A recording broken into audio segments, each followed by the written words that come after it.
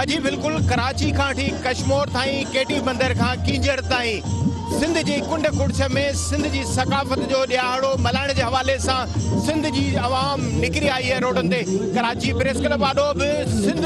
जी सकाफ़त जे ॾियारे जे हवाले सां जिते माण्हुनि जी आमद जो सिलसिलो शुरू बि थी वियो आहे,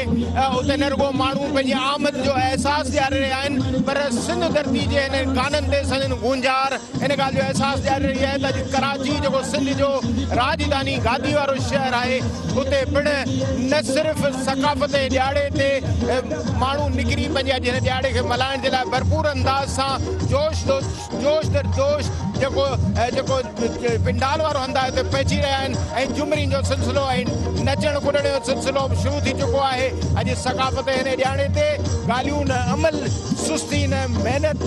जे फ़लसफ़े जे तहत इहे अॼु पंहिंजे हिन ॾियारे जे आगाज़ में कराची प्रेस क्लब आॾो झुमरियूं हणी हिन आगाज़ खे जशन ऐं ख़ुशीअ जो ऐलान महसूसु करे रहिया आहिनि। यकीनन जिते सुस्ती न महिनत ऐं ॻाल्हियूं न अमल वारे फ़लसफ़े ते अमल थींदो, उते सिंध जे हिन फ़लसफ़े ते अमल कंदे